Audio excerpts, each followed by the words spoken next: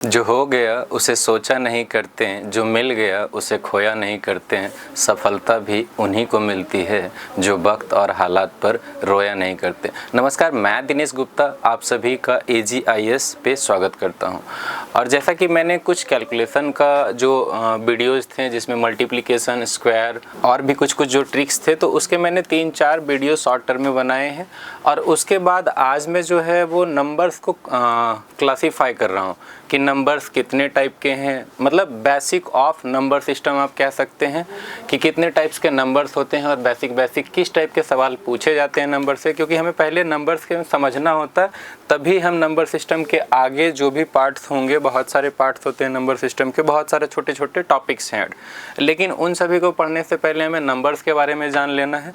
तो आज हम उन सभी नंबर्स पे बात करेंगे कि कितने टाइप्स के नंबर हमें यहाँ पढ़ने होते हैं। That means classification of number. तो आज हम पढ़ने क्या वाले हैं, नंबर्स के बारे में। तो चलिए क्लास स्टार्ट करते हैं। कि सबसे पहले अगर मैं बात करूं नंबर, तो नंबर हमें जो पढ़ना है general competition, SSC, bank, railway या CSAT को लेके, तो इन सभी में नंबर्स जो है वो सबसे पहले नंबर 2 पार्ट में डिवाइड होता है, 2 चीज़ों में बट जाता है, 2 पार्ट में। तो एक जो है वो हमारा क्या होता है, एक होता है हमारा रियल नंबर और एक क्या होता है, इमेजिनरी नंबर।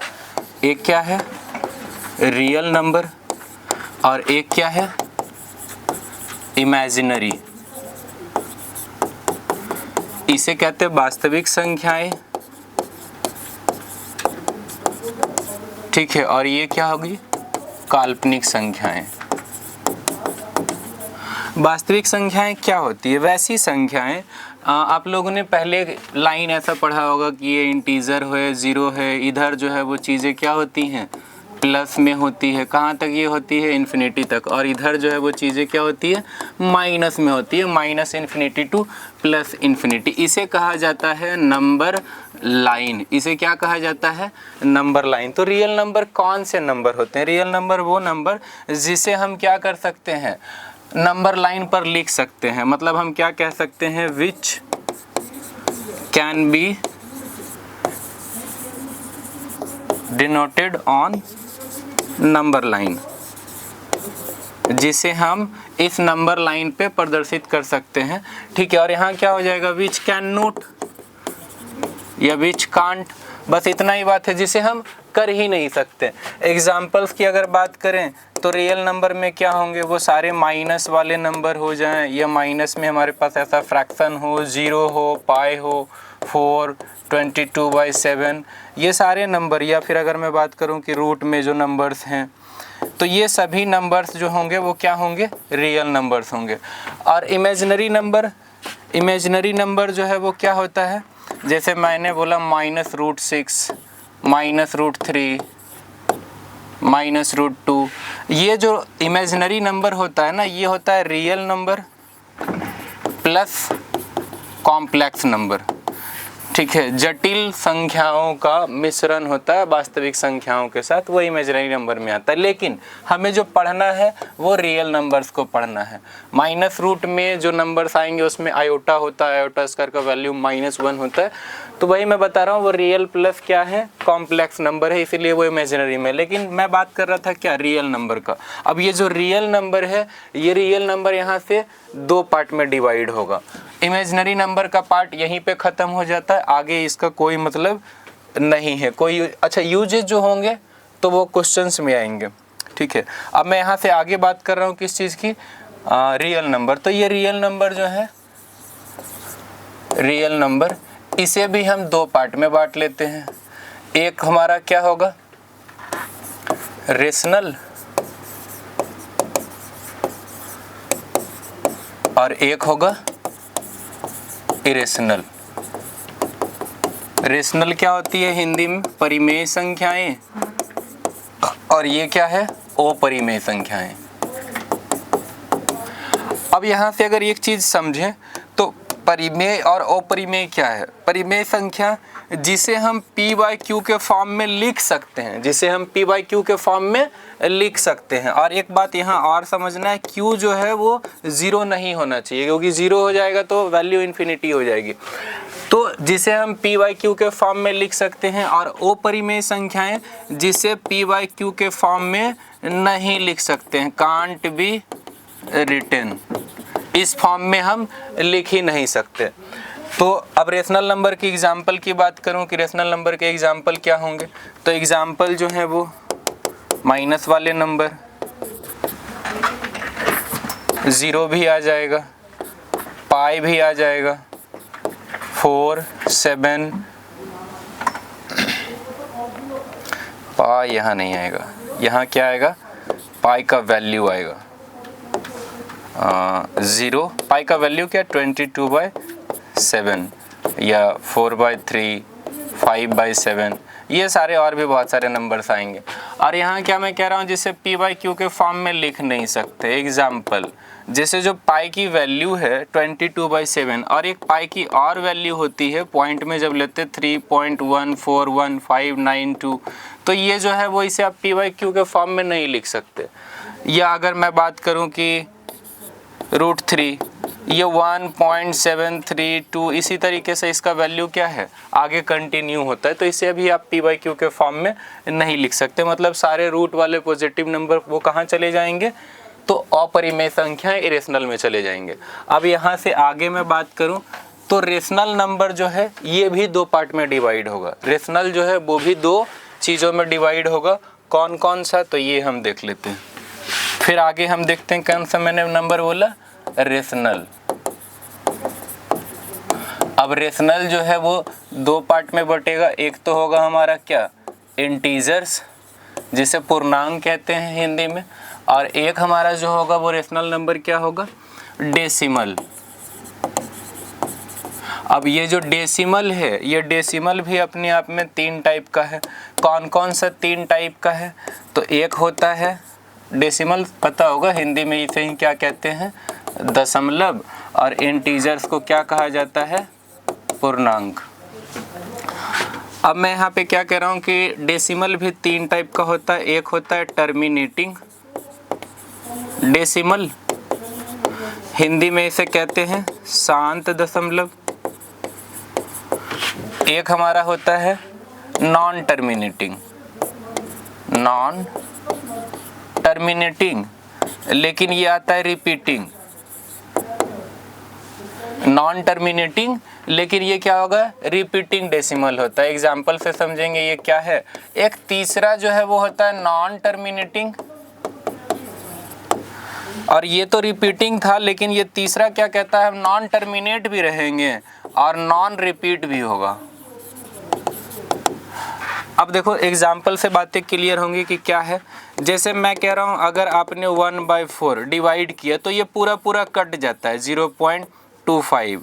2/5 आप कर लो, 2/5, तो ये क्या होगा 0.4। तो ये जो होता है वो क्या होता है, टर्मिनेटिंग डेसिमल होता है, जो पूरा पूरा कट जाए। अब जैसे अगर आपने 1/3 डिवाइड किया तो ये ना 0.3333, ये कंटिन्यू रहेगा इन्फिनिटी तक, ये ख़त्म ही नहीं होगा। ये आपने 1/9 डिवाइड किया तो ये भी क्या हो जाएगा 0.1111, इसी तरीके से ये कंटिन्यू होगा, जो रिपीट करता रहे वही था। ये ख़त्म नहीं होगा लेकिन रिपीटिंग होगा। तीसरा जो ख़त्म भी नहीं होगा, रिपीट भी नहीं होगा। जैसे पाई की जो वैल्यू थी वो क्या थी, 3.141592, तो ये ख़त्म भी नहीं होता है, या √3 ही था, ना ही ये रिपीट होता है।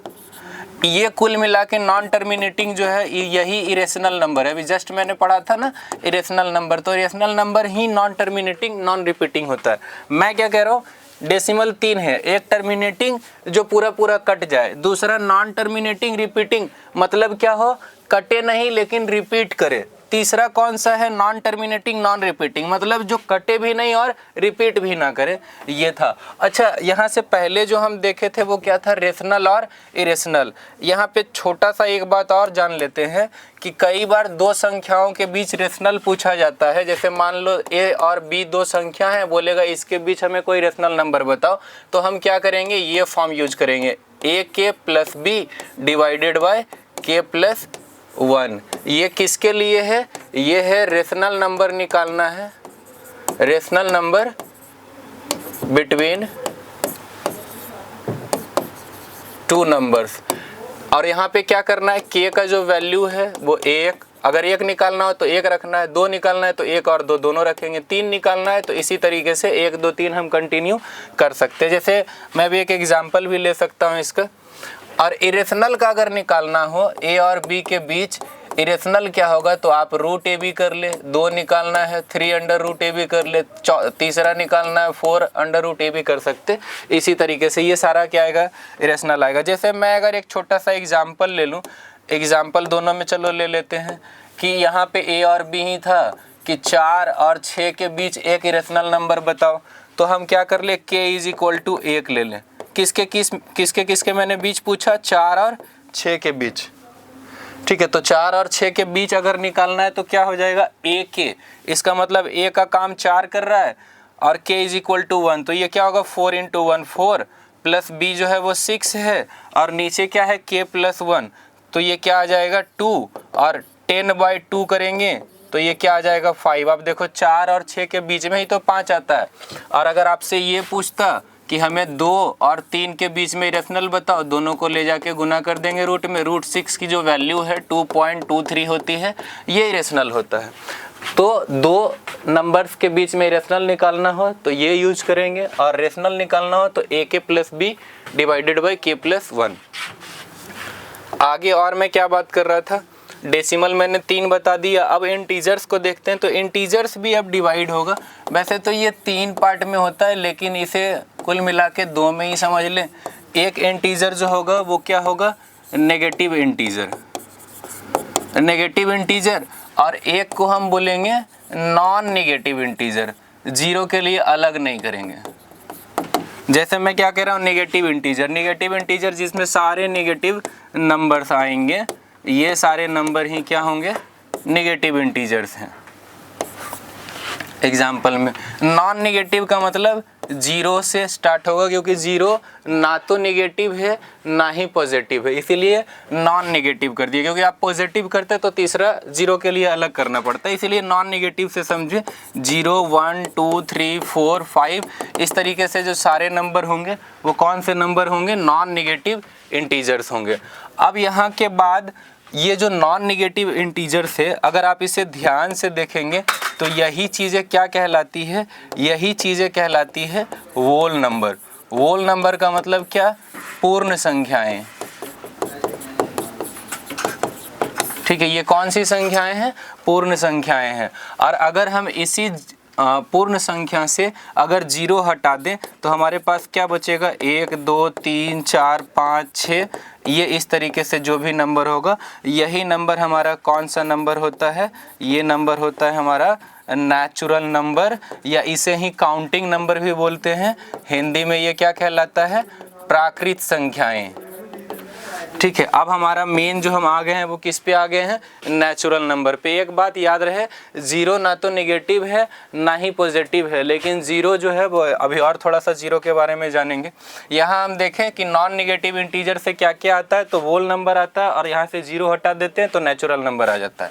देन अगर हम नेचुरल नंबर जो 1 2 3 था, ये जो नेचुरल नंबर है, यहीं से अब नंबर और डिवाइड होगा।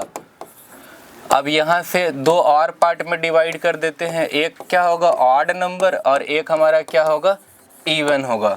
ऑड क्या होता है, जो कि डिविजिबल बाय क्या हो, डिविजिबल बाय 2 हो, 2 से क्या हो, विभाजित। और ये क्या होगा, नोट डिविजिबल बाय 2, 2 से जो कि विभाजित नहीं हो। 2 के फॉर्म में भी बोलते हैं, बात वही है। और ये 2 के प्लस माइनस 1 का फॉर्म होता है। दोनों का एग्जाम्पल में आपको पता ही होगा, जैसे 2 4 6 8 10।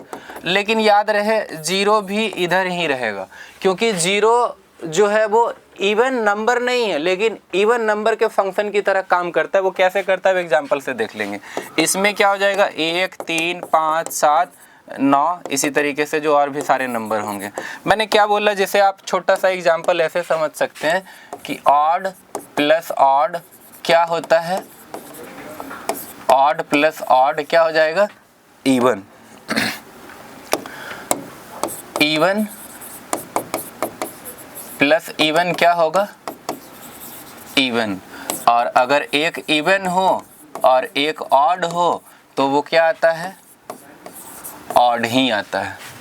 ठीक है, तो ये मैं कह रहा हूँ, आप अगर इसमें जीरो को लेके शामिल कर लें कि 0 + 2 तो 2 आएगा, ये फंक्शन यूज हो रहा है। इसीलिए जीरो जो है वो क्या है, इवन इंटीजर की तरीके से काम कर रहा है, उसी के फंक्शन पे ये काम करता है। अच्छा, ऑड और इवन हो गया। अब हम यहाँ से आगे देखेंगे, नेचुरल हो गया प्राइम नंबर।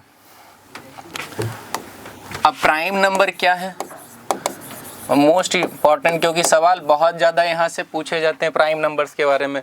प्राइम नंबर क्या कहता है, ये इतना ही कहता है कि मुझे जो है वो 2 ही फैक्टर मिले। Prime number has only 2 factor.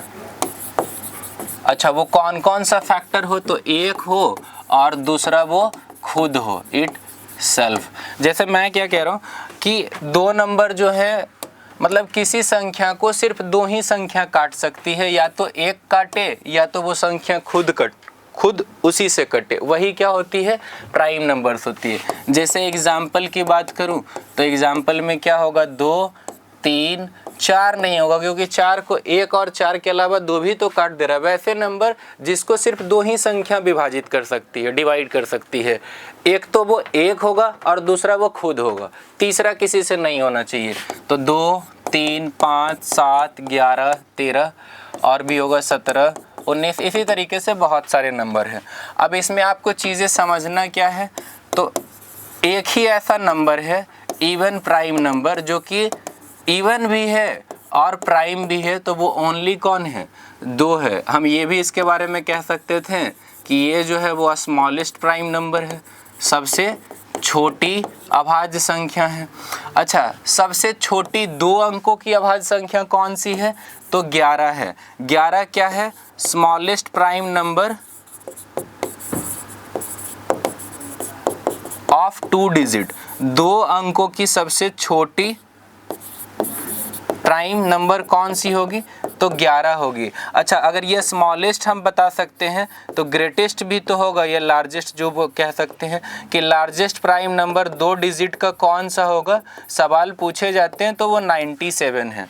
और इसमें क्या बात जानना है, और हमें इसमें ये बात जानना है कि स्मॉलेस्ट 3 डिजिट, पहला जो है वो 3 अंक का कौन है, तो वो 101 है, सबसे छोटा 101 है। और 3 अंकों की सबसे बड़ी जो प्राइम संख्या है वो कौन सी है, 997। और एक बात इसमें जान लें, इम्पॉर्टेंट ये है कि सवाल भी पूछे जाते 1 से 50 के बीच टोटल कितने प्राइम नंबर हैं, तो 15 है। 50 से 100 के बीच कितने प्राइम नंबर हैं, तो 10 है। बात है कि 100 से 100 कितना होगा, तो 25 होगा। 100 से लेके 200 के बीच कितना होगा, तो ये होगा 46।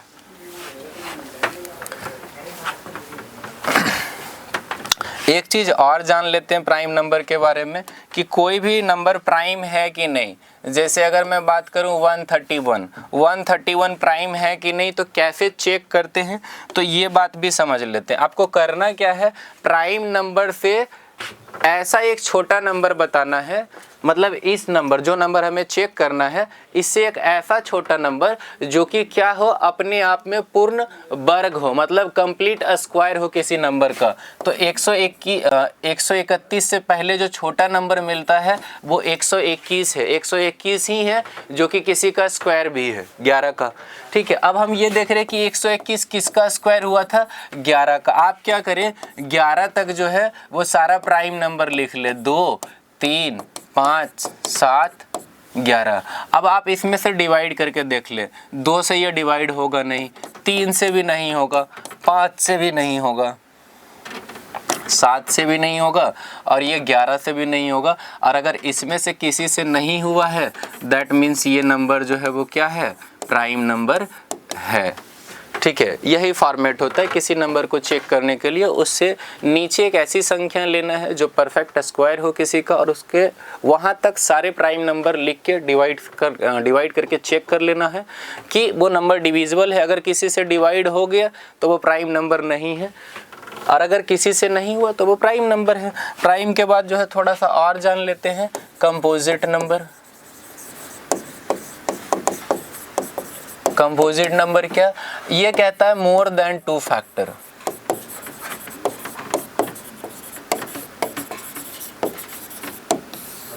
दो फैक्टर से ज़्यादा होना चाहिए।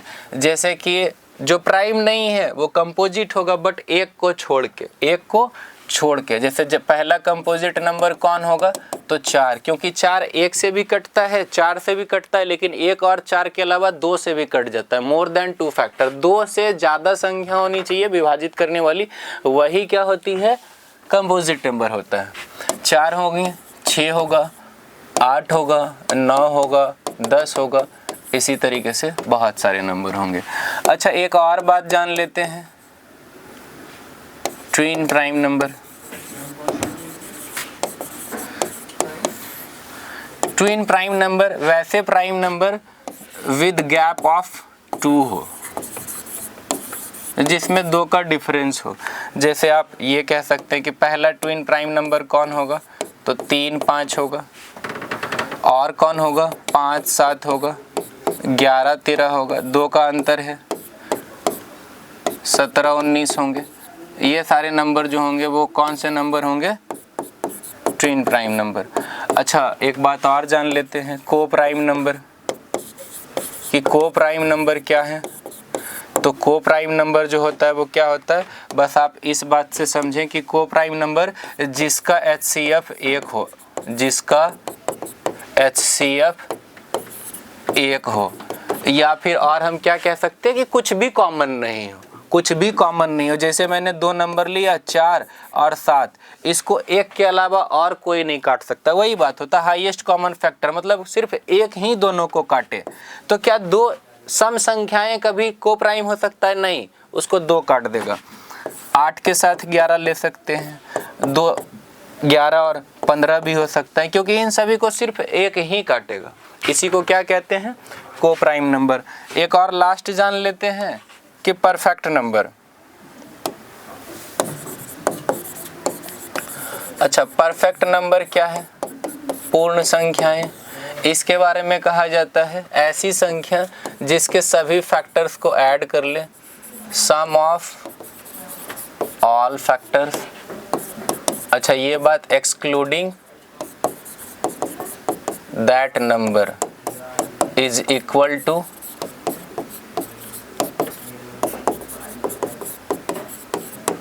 मतलब क्या है, जैसे आपने 6 का लिखा, सारे फैक्टर 1 2 3 6, आप 6 को छोड़ दो, बाकी सभी को ऐड करो, 1 2 3, तो ये सभी को ऐड करने के बाद यही नंबर बन रहा है। सम ऑफ ऑल फैक्टर, सभी फैक्टर को ऐड करना है, लेकिन उस नंबर को छोड़ के जो नंबर वो है, और वो इक्वल में आ जाना चाहिए यही नंबर। जैसे आप 28 का देख लो, 1 2 4 7 14 28, लेकिन 28 को आपको छोड़ देना है, बाकी अगर हम सभी को ऐड करेंगे तो ये ऐड करने के बाद कितना बन जा रहा है, 28। तो यही नंबर जो है वो क्या है, हमारा परफेक्ट नंबर है। ये था हमारा नंबर्स का क्लासिफिकेशन। फिर हम अगले सीरीज़ में कुछ और नंबर्स के प्रॉपर्टीज़ को देखेंगे और एक एक करके मैथ्स को पूरा करेंगे यूट्यूब पे। बस आप लोग अच्छे से पढ़ें और चीज़ें रिवाइज मोड करके देखें। मिलते हैं अगले सेशन में अगली वीडियो और अगले कंटेंट के साथ। आज के लिए इतना ही। Thank you so much.